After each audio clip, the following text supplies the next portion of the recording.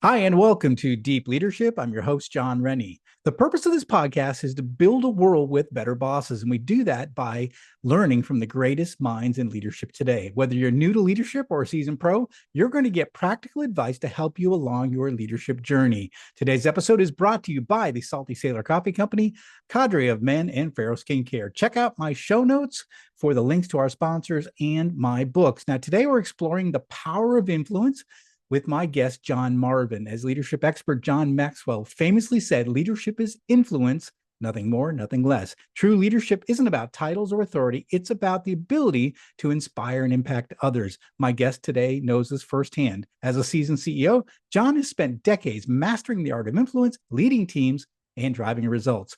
If you want to elevate your leadership game, understanding influence is essential. So, are you ready to dive in? Let's get started.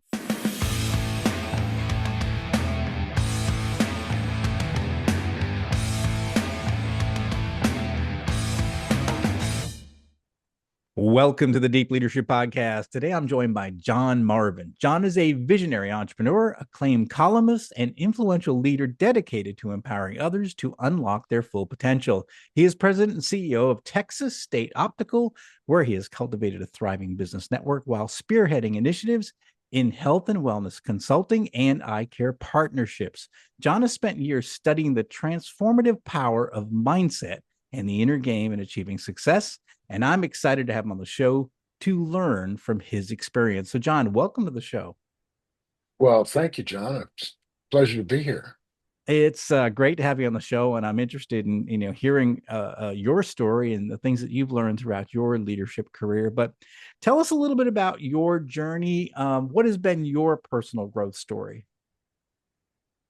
Well, a lot of it has come as a result of kind of what I would call failure Hmm. and learning how to respond to that.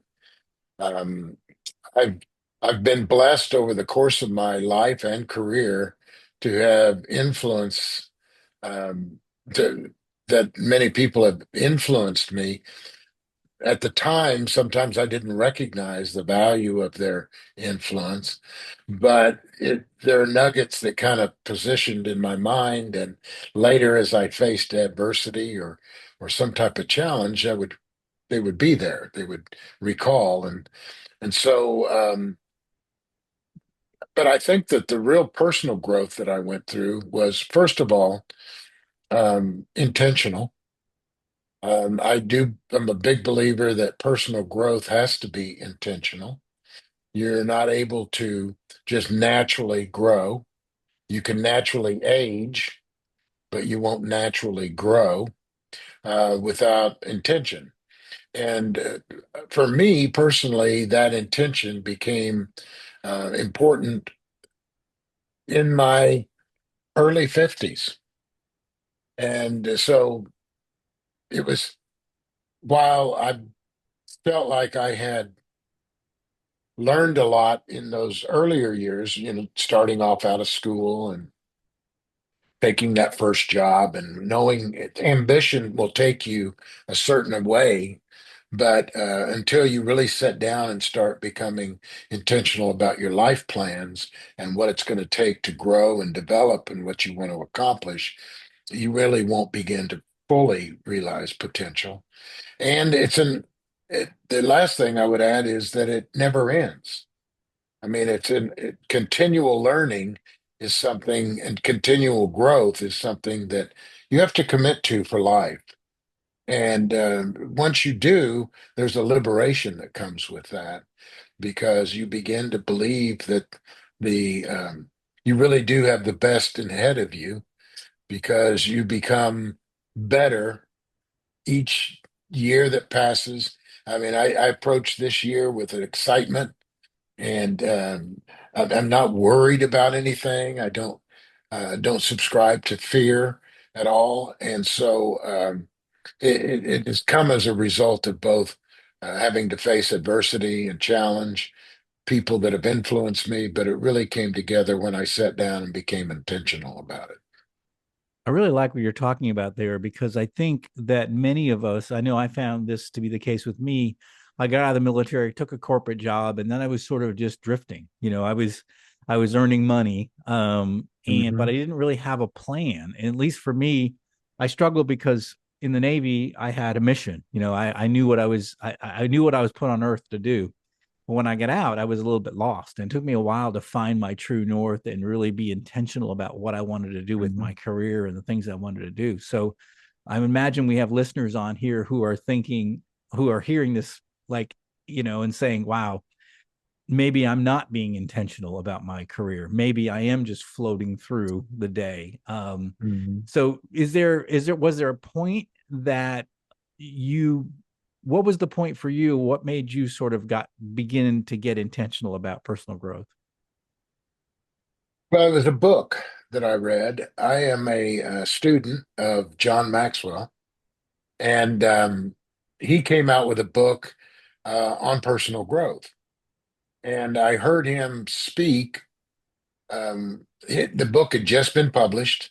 I didn't own a copy of it, but I heard him speak about it, as oftentimes authors will kind of go on much like promoting a movie, they'll go out and promote a book.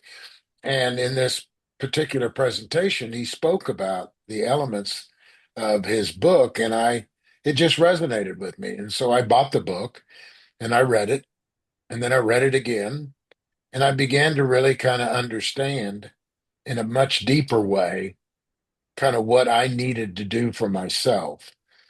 And so I buy several copies of that book, and I give them to people, as I because I know what it did for me, and I don't think that I'm unique in any way. I think there are a lot of people that have all the great intentions. They got a lot of ambition, but they just don't know how to focus it and how to direct it. And this book helped me better understand what I needed to do that. That's fantastic, and I think it's interesting how each of us have a spark at some point in there, and it might be listening to a podcast, it might be reading a book, it might Hmm. be listening to a speaker, or hearing something on the news that just sort of sparks our growth journey. And so for you, it was this book and hearing it on a podcast. And again, that's why it's so Hmm. important that we have these podcasts, so that listeners, this is really critical. You're listening to a podcast and you're going to learn something here that maybe it's going to be the spark for your journey. So That's right. I love that part of it. I mentioned that I teach college. I've got a new class I just started up this week, and it's seniors, and it's their senior capstone class, and it's in business strategy. And one of my students asked me, he said, asked him, I said, what do you want to learn from me as a career leader, not necessarily academic? What do you hope to learn from me? And he said, how do I what do I need to do in my career to be able to advance, to be able to move forward? And so I was going to ask you, like, what's really important about achievement and success that really people need to understand, and what do people maybe misunderstand about that? Well, first of all, I think that that's a great question. But I think that for me, as I reflect back on kind of my own experience, the most difficult part of becoming successful, whatever way we want to define that, is you personally defining that for yourself. Mm, What you really want your life to be. What is it that you really want that is worth you committing your entire life to accomplishing? And that's a difficult thing. I just recently had a conversation with my 17-year-old grandson, who is just had finished his first semester of his senior year. And we were talking about what his plans are after he graduates from high school. And he said, I really don't know, mm, and I can relate to that. I mean, I probably was not probably, I was in a similar situation. I really didn't know. I knew kind of what I didn't want to do, but I really wasn't sure about what I did want to do. And so we had a conversation about that, and I was trying to explain to him that, whether or not you go to college or not should depend on what it is you want to do. because not necessarily is it the best for everyone to just go to college out of high school. If what you want to do would benefit from having a college education, then yes, and now you should select the school that's going to best prepare you for what you want to do. If you want to be a real estate agent, for instance, you don't have to go to college to do that. You can go straight out of high school into that profession, find someone you can learn from, somewhat like an apprentice relationship. On the other hand, if you want to be a cardiovascular surgeon, then probably college is going to be a good idea.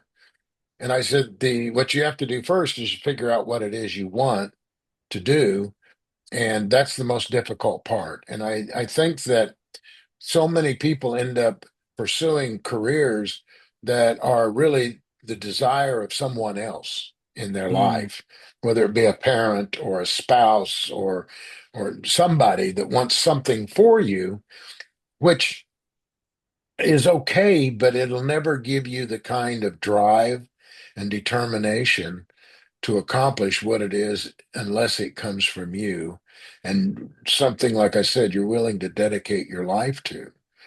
And that's the most difficult aspect of doing that, is defining what success is. Mm. Then once you do that, then you'll find that the rest of it begins to unfold. Because as a friend of mine who his career, his profession is leading expeditions to the top of Mount Everest. And so when I was talking to him, I just asked him the question, how in the world do you learn? Because there's a lot involved, you know, you just don't show up in Nepal and say, I think I'm going to go to the top. There's a lot involved in it. And I said, how do you learn how to do that? And he said, there's only one way to learn how to climb mountains, and that is climbing mountains. And so once you decide you want to climb a particular mountain, you've got to start. And by climbing that your own mountain, you'll learn all of those things that you worry about or concern yourselves with. You will learn those things as you go once you get started in a direction. And it has to be something that you have a passion for, and it's something you're willing to commit your life to doing.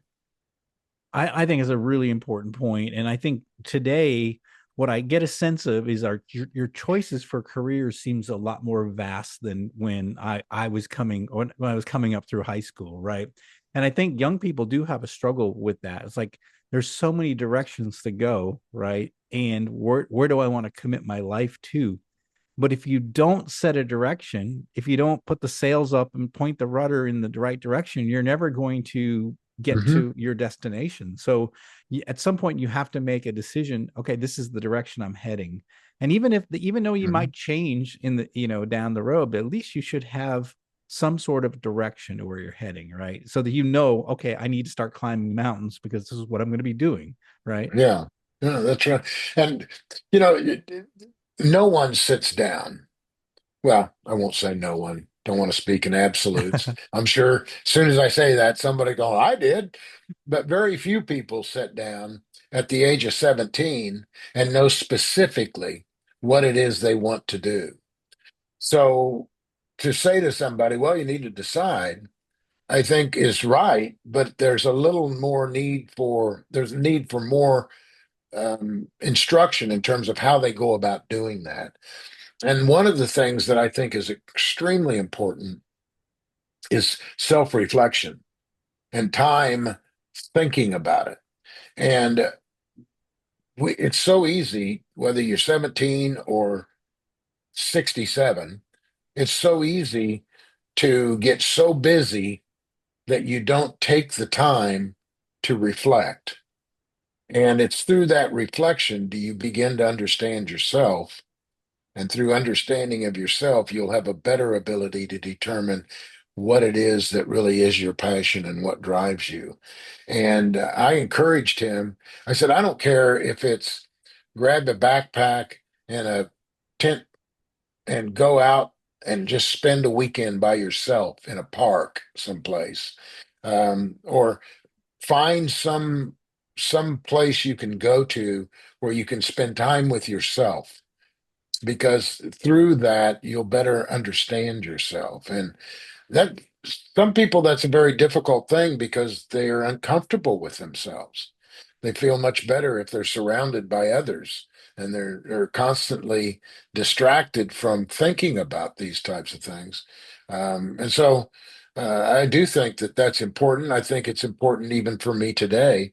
I plan my day so that I have a daily time every morning of personal reflection, and it may not be about what I did yesterday and what I'm going to do today. It may just be about what my weeks, the last few weeks, have looked like in my life, and whether or not I feel like I'm congruent in my desire and my vision for what I want for myself. I went through an exercise of outlining and writing a personal vision statement about 4 years ago. I'd heard about it for years, had a semblance of it, but I hadn't really spent the time to doing that.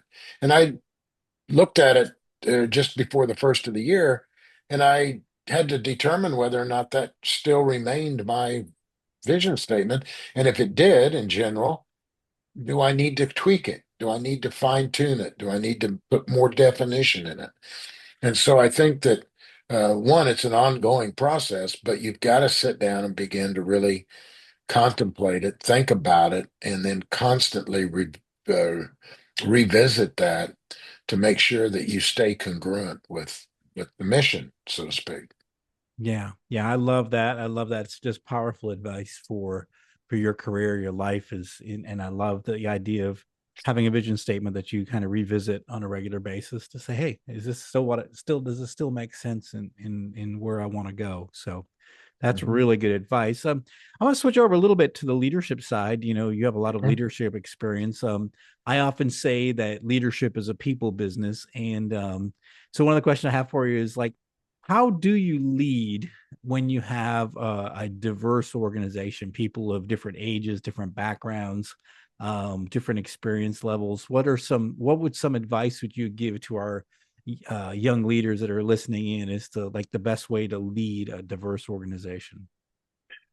Well, I mentioned earlier I'm a big student of John Maxwell's, and John Maxwell defines leadership as influence, Hmm. nothing more, nothing less. And so if you think of, I think about it in terms of a team, and I've got a team that works directly, reports directly to me. And part of my job is not only to lead that team and the corporate mission that we have, but also to help provide an environment where they can grow and they can develop as leaders themselves, because each of them have a team of their own that they are to lead. And so, one of the things that I'm very conscious of is the responsibility of modeling the type of leadership that I believe in. So I believe in influence, that leadership is influence, but I don't think that how you influence those on my team is the same across the board. Everyone's different. Hmm. Everybody has different skill sets. And so only by me spending time and learning and connecting and understanding those individuals do I understand the best way for me to influence them? And that requires communication skills. And and that is another area that that requires focused effort to learn. And so you got to sit down with each one of them. It's much, this may sound a little cliche, and some people who are listening may not yet understand what I'm going to say, but it's a lot like parenting children. Hmm. Not that these on my team are children, but in the fact that every, if you have more than one child, you realize that no two children are exactly alike, even if they're growing up in the same family. I have six children, and I can tell you, I got six different children. And if I tried to treat and interact with all of them the exact same way, I would never be effective as a father. And so, only by understanding each of them am I able to uh, provide leadership for my team, and that takes time and it takes effort and energy to connect with them. And the most ineffective way is to rely totally on a title. And just because I'm your boss, you ought to listen to me. Now, if anything, that may be a good reason they're not listening to you is because of the way that you're acting as their boss. So I think it's really important to understand each individual and the most effective way to influence them. Yeah, I love that. I often say you can't lead people you don't know, but I didn't really take that to the next level, which is you can't. It's really the answer to that is you can't influence people you don't know, right? You can't Hmm. because each person is influenced differently. I'm on That's right. as an officer on a submarine. I had some sailors who needed a kick in the backside, right? And there's other Yeah, sailors that needed encouragement, and there's others that needed support. Unless I knew that sailor and how they reacted to different ways to motivate them, I wouldn't know how to lead them. And each one of my sailors were different, and they reacted differently to my hmm, influence. So each one had a customized influence plan, if you will, to that's try to right. get them to be the best, to be able to become the best versions of themselves. And I needed to act in different ways to each individual. And effective leadership is understanding that to the point you practice it all the time. Yeah. And it really of course trust is a big part of that. And but you can't expect people to just trust you on their own. They have to trust you. Um, you have to demonstrate to them that you can be trusted. And a lot of times that is taking the risk of trusting them first. Mm, And there's a risk in that. And as a leader in an organization, you have it requires this type of influence leadership requires vulnerability. And if you're not willing to allow yourself to be vulnerable, then you won't be effective. Now, being vulnerable is not the same as being reckless. Once someone demonstrates to me that they've taken advantage of the trust I've extended or the vulnerability, then I'm foolish if I allow that to grow. But to initiate, I do believe that everyone deserves that to begin with. You deserve it until you until you prove otherwise that you don't deserve it. And the people who don't deserve it, they will reveal themselves very quickly in the process. And so it isn't a matter of having to wait years and years. You'll find that out pretty quickly. And unless you uh, address it at the get-go, then you're communicating something to the rest of your team that you don't want to communicate. In other words, if you let John get away with something, you're telling the others that I'm not serious. mm. It's not that they want to get away with something. They know now they can't trust me because I've said one thing and I'm doing something different. So the trust factor is very important in having influence.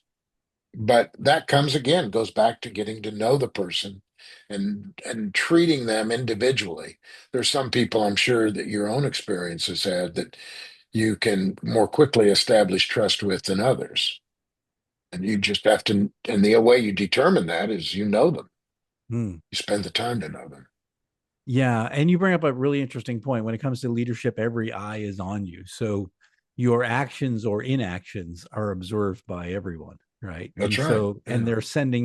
they're sending more important messages than your actual words. So they're watching what Hmm. you do. If you say one thing but do something different for a particular employee, everyone sees it and everyone knows it. And so now you've established your standards, right? That's right. Actions. Yeah. Yeah. Yeah. And and so you can't let the weakest among the team set the standards for everyone. Yes. You have Yes. to set the standards. and not allow them to. So. Yeah, absolutely. Well, tell us a little bit about your business, Texas State Optical. Tell us about it, and what do people probably maybe they might not understand about the eye care industry? Well, Texas State Optical is a network of independent private practice optometrists.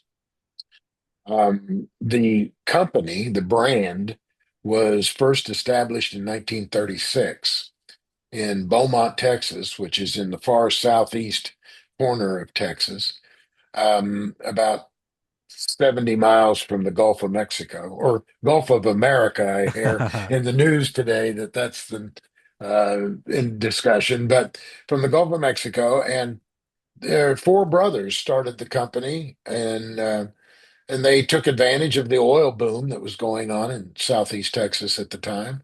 And they grew this organization to over 300 um, locations. And at that time, they owned all of them themselves. And then through some changes in Texas optometry law, they were forced to divest themselves. And it has evolved since the mid 70s into what it is today, which is a network of independent businesses who license the brand from the corporation. So we have very little direct operational control. All of our operational uh, involvement is through influence. Yeah. We have to. One of the things that I've learned over time is it's far more difficult to lead a volunteer organization than it is one that's not, because nobody has to listen to you. And you're only able to establish and lead that type of a group when you're actually demonstrate that you're worth listening to. And no one, like I said, there's not a requirement. So we're not involved we don't dictate anything operationally. Um, we are protective of our brand value because that's the only asset we have, and we make our income by licensing its value to other people. But we do so through consultation, through leadership and encouragement. And keep in mind, our network is made up of young optometrists. I'm talking about 28, 29, 31, 32, early 30s, who have decided that they would like to own their own practice. They quickly understand and realize that they really don't have any idea how to do that. And so we provide that guidance and direction, and have developed this turnkey system for a young OD to come in and say, I'd like to own my own business. And we can say, okay, here's what you do first, here's what you do next. And if you'll follow our recipe, then we're confident we can predict what you'll do your first year, third year, and fifth year. And so we're really helping young optometrists kind of live their dreams of private practice ownership under a very reputable, well-established, and credible brand name, which is what appeals to them about joining us is that instant credibility they get by licensing and operating under our brand. I love that. So you're basically, you've got young entrepreneurs that you're advising, supporting, and encouraging along the way. So That's I, right. I absolutely love that. And you touched on something I think that we should stress here on the show is you say it's harder to lead a volunteer organization than when everybody directly reports to you or indirectly reports to you. And I and Mhm. you touched on something that's really important, the idea that influence is very critical in one of those roles where you don't have direct authority over somebody else. And I think that's Mhm. one of the most difficult jobs I ever had was I was a division quality manager for a large company, and I was responsible for quality for the division, but nobody worked for me in the various plants. So it was all about influence, and it was one of the hardest leadership jobs I had because I didn't have the people that were responsible for quality didn't work for me. And so, like you said, it's you have to spend a lot of time getting to know people and building rapport and finding what's going to motivate them. And so that's where influence plays a big part. When you're not leading based on rank or your title, you're doing it based on your personality and how you interact with people. Yeah, and while the our customers are private practice optometrists, while they recognize their um, inability to operate and their lack of knowledge to do so, you have to protect their egos in this end. And if you walk in and basically dismiss them as a bunch of idiots, of course you got to listen to me, then they won't. Hmm. And so the only way to be effective is to spend time with them, learn what their real dream is, and why do you want to own a business? And listen to that. And if you don't really understand it, ask some questions about it. And through that, they begin to understand that you really are sincere in your desire to help them accomplish, so that later when you say, let me give you some advice, here's the way you should go, they're willing to consider that. Otherwise, they'll say to they'll say to me or anybody else, why should I listen to you? You've never owned an optometry practice. And they're right, I haven't. So I have to be able to connect with them and demonstrate my sincerity. And sometimes the best way for me to connect with them is to use a third party. Because if I know this particular doctor needs help in a certain area, my best ability to influence them is to talk to another doctor who I know does really well in that certain area and put those two together. And, you know, I think it was Ronald Reagan. It may not have been him, his original, but he said there's no limit to what you can accomplish if you don't care who gets the credit. And I really have believed that. And so me getting a third party, another doctor to come in and help this person, they're directly it's them, the other doctor who's influenced them and helped them. But at the end of the day, it was I that brought those two together. Yeah. And so there's an acknowledgement that there's a role for me to play. I don't have to know everything. I used to tell my daughter, when she was like 6 and 7, she would ask me a question and I would answer her, and she says, "How do you know that?" And I said, "Because I'm your dad and I know everything." And she says, "No, you don't." I said, "You're right. I don't know everything, but I know a guy who knows people that can give me what I need to know." And it's really that simple. If I'm trying to influence you, I'm limited in my ability because of the profession we're in. So it's best if I use other people to help create that influence. And knowing when to do that and when that's necessary, and not being stubborn and just saying, "No, I know what I'm talking about." And sometimes I'm right. I know I'm right, but I know that I won't be as effective in conveying that or influencing that person as I would be if I bring in another party. Yeah, yeah, that's such an important point. Is that sometimes it's best to know when to redirect, right? And Yeah. again, the goal is to get the job done, and sometimes it's not through yourself; it's through others. And I love that you have the Mhm. humility to be able to say, "All right, I think probably the best is for that person to hear it from someone in their, who's a little further along in the journey than they are." Well, and the importance of, networking, that's kind of cliche these days, Hmm. but networking to me is not a matter of looking for people who can do things for you, looking for relationships you can create that at some point down the road, I might be able to help them and they might be able to help me. But it's not I need a job next Monday, so I need to go to a networking event. It's really about getting to know people Yeah, and building this large circle of friends and acquaintances, so that at some point I say, "Hey, I know somebody that's got some yeah. expertise in that area. Let me put the two of you together." So, I love that. Such an important point. So build a mhm. network of people that you know. Don't Not people that you're trying to get something out of. Yeah. Yeah. Yeah.